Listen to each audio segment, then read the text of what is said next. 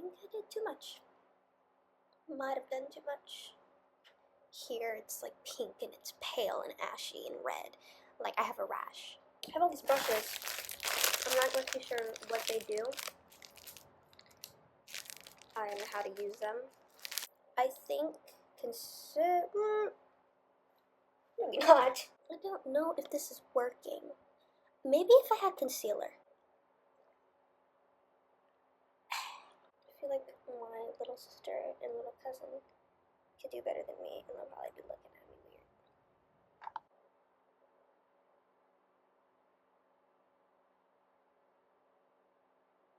Oh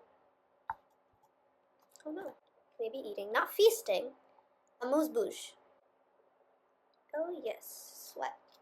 Sweat toward Charlie XCX Tristan. Okay! It is not entirely bad. It's not like full clown. Just a tiny bit of clown, you know. Maybe the bow tie of the clown. Not the nose, not the shoes, not the car, not the ribbons, but the bow tie. Now I'm all pretty in pink. Huh.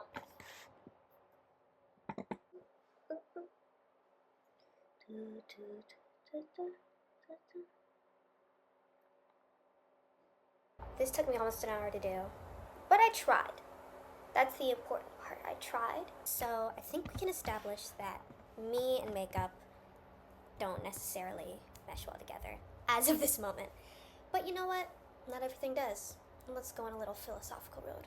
Follow me here. Follow me. It's winter break. It's the last day of winter break. And over winter break, I've been cooking a lot. I love cooking. I think mainly because I've just been really interested in it, and I love food.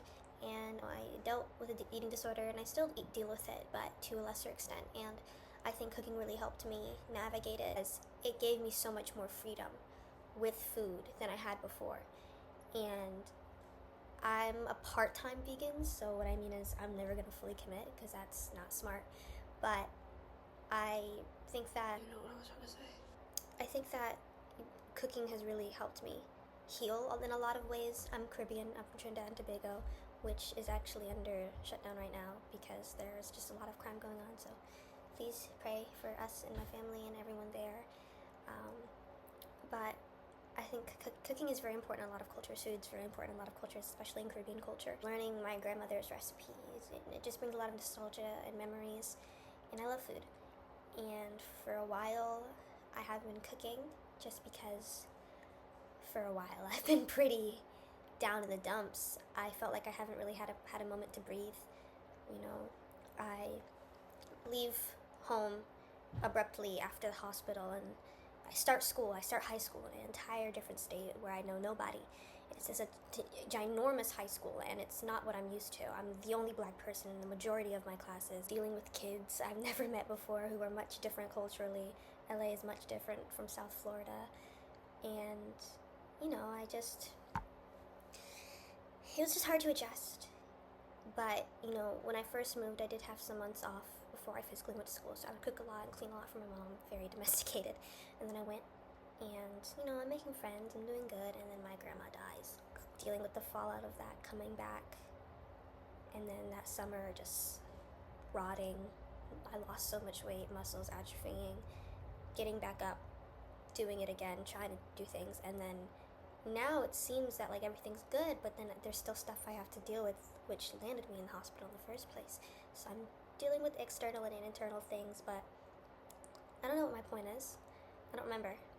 But what I'm trying to say is, you know, things take time. Maybe I'll be able to do daily makeup, and as for the moment, I only really do makeup when I'm going out to a place special, because I don't go out. So I'm going to show you what I'm going to do instead of following a tutorial. I haven't taken meds this whole break, which I think is really good. Let's get started.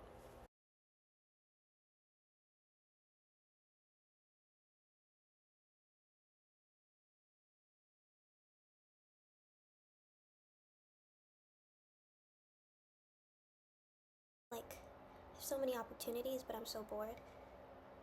I've been signing up to do volunteering more and more often because I'm like, oh, I have to apply to colleges soon. I have to think about my future, and I don't do anything. But I've been doing a lot. I think my life itself is a passion project. Yeah, I feel passionate about it to be able to do it, and Sometimes feel like giving up, but no, no, no, no, no. And I don't give up. And it's okay. Because this essay is gonna be bomb, bro. Does this look a mess? Oh well. I have to shave my eyebrows to do that, which I'm too scared to do. I did bleach them. I bleached them a couple years ago. Freshman year. I bleached them freshman year of high school. Oh, I'm so old. I'm not old, but like, it's the past. That was the past. That was years ago. I have a Golden Girl poster right here. It inspires me every day to wake up. You know, because Sophia, Rose, Dorothy, Blanche, you know, they got up despite everything. You know, being, you know, an upper middle class, elderly or older white lady in Miami during the 80s wasn't for the weak of heart. And I respect them, and I'm just so connected. I've also, things I'm trying to do, makeup, just for fun. Also because I model. Speaking it into existence. I'm signed. I don't work though. I'm a student, so I can't, and I live in, yeah, anyway. Hello. Do things more consistently, working on my garden house. I bought that like almost a year ago as well. Can you see it? That's what I'm working on my desk. I bought it like a year ago. I worked on it for a little bit, and I wanted to finish it before I went to New York for my program, and my mom was like, we're moving, and you pick and choose your battles. So I was like, okay. So instead of working on it while watching Breaking Bad like I was, yeah, we're not moving, it's expensive. I was like, alright, but I needed to pack for New York. So I didn't get to finish it, and then I just kind of left it off for a while, but over break, you know, I was like, let me get this out, you know, and it's been really nice because I truly do like building things. Like I build all the furniture in the house, like my bed frame, I built that. I assembled. I like assembling things. Maybe not building things, I like assembling things. But I remember at my old house in Florida, I built the bookshelf. I built my bed frame. I think the desk came that way. But yeah, I built my mom's chairs. I like building things. Yeah, I don't know why. I just like assembling things. Everything's very reasonable. Everything has a place and what it needs to do. It's one of the few things I feel that when I'm done with it, I feel satisfied, but I still want to do more. I'm happy with the product and what I got out of it, but it's not like I'm fully done. It's like, no, I can build another thing. So this corner house is taking me a long time because of how tiny everything is. The plants, right, like the tiny, tiny little succulents on my shelves. And then these tiny plants, right, you have to get the paper and you have to cut it out and you have to fold it and glue it inside of here, which you have to paint as well and let it dry. This one, you know, with these little flowers. And it's not too much, right here. But it makes me really happy. So I'm gonna try my best to work on it during the school year. Next is blush. But yeah, I like building things. I like, most of all, building people up. Yes. I think it's really important.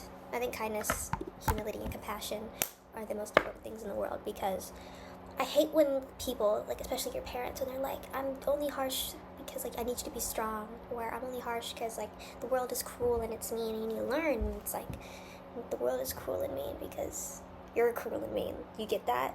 That if you make me and all my siblings act the way you're acting right now, then of course the world is going to stay cruel, because it's in a cycle of displeasure and anger, and that you're teaching, you know, your kids that. And I hate that. It's a philosophy I really dislike, because it makes no logical sense. I'm harsh because the world is cruel. How about you be nice and teach me to be nice so that I could spread that kindness? Building people up. I think building people up is very important because I know what it's like to be treated badly, especially by someone who you think, you know, who says they love you and care about you. And you don't know what to do in that situation. So I think as much as we can, you know, we're not all millionaires. We're closer to living on the streets, and most people are closer to living on the streets and in poverty than becoming a millionaire or a billionaire. It's really important that if we can't give money, or anything monetary, then we have to give kindness. I think that's the least we could do. So try to share kindness every day in your life, every day of your life, to people that deserve it. But I think kindness should be a given. I think you should always be kind to people, give them the benefit of the doubt. But if they start treating you badly and they continue to do that, then like, yeah, I'm not saying be mean, but do what you gotta do. I believe in karma, so be careful. Be very, very careful. Someone might run up on you. How to read The Great Gatsby for class? Bro. So boring. Beautifully written. I can say that it was beautifully written, and I like saying that things are beautifully written when I don't understand what they're saying. I think Fitzgerald has a really good mastery of the English language. That sounds smart. I think for me, you need a sense of relatability to anything that you consume. You need to be very open to looking at new perspectives. Read things like The Nickel Boys, more modern things, or like, let's read some sad Japanese books. Why not? Just read this book called The Curious Case of the Dog in the Nighttime. It's just genuinely so wonderful to read, and it's so entertaining, and it's really nice. And I mean, I related to it because I believe the characters on the spectrum. And I say this because my little brother is, and he has a lot of the same patterns and mannerisms as my little brother. So I haven't been able to see him or talk to him, so this was a way for me to connect to him. And it was also really nice to see the thinking process and kind of go through this mystery with this little boy. Not little, he's like 15. But yeah, or like Parable of the Sower. We should read stuff like that. I think, they call these things great classics, but this is what I don't like about The Great Gatsby and Anna Karenina. The book is named after the characters. But you are not introduced to the characters first thing. Anna Karenina, I'm like 2-3 chapters in. Where's Anna Karenina?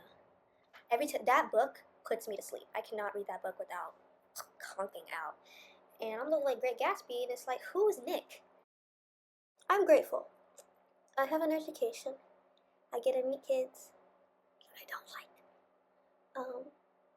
But I don't dislike. I get to, be in a new environment and explore, and I'm very lucky to live in this city and in America, even though we're kind of burning, we're kind of on fire. At least I'm in a place where I can say this openly, and I can do things like this, and I can express myself in the way I need to. And there are consequences to that, but nothing I can't handle. Let me take my headband off now. I got a haircut. Yeah, it's kind of auntie at the church. Yeah, that's all, I guess. This is kind of all over the place. Yeah, but I thought, why not? Honestly, my main motivations of this are like when I write my PIQs and I got to put my information in social media, if they check it, because I think it's optional if you put it in, but let all the college admissions officers know I will make a great alumni. And I cannot yet, but I will donate a building. I like the way my hair looks. I kind of like my outfit. And this is also a way for me to avoid to take a nap, because if I took a nap, I was going to sleep for hours. Next time, if I post, I'll do a video essay. Maybe I'll do a vlog. I actually took videos of New York, but they're mostly of like people. And I was at school. I was at Columbia University. Very lucky, very grateful. I met some of the most wonderful people there. It makes me kind of sad because I knew these people for 3 weeks or less, but I'm closer with a lot of them than I am with people I've known for 3 years here and people that I've known since elementary school in Florida. And that's been kind of difficult to deal with, but it's the plight of a teenager, I guess. And if I could be struggling with anything, I'd want to struggle with this. It's just weird to me because I think I've gone through worse things, and I know everyone's struggles are different, but I've been through things that I like textbook traumatic, but it doesn't really affect me as much as I think the tiny little things do. Going to school every day and, not saying hi to the people who I used to hug in the morning. I don't know. I'm also saying this because I changed insurance and my therapist doesn't take this one, therefore I might have to get a new one, or does not do therapy altogether, and that's kind of annoying because I really like this therapist. So I'm talking to you guys. And thanks for watching. Stay kind, stay awesome, sauce, and if you watched this, I hope that, you enjoyed. And, yeah, I'll see you next time.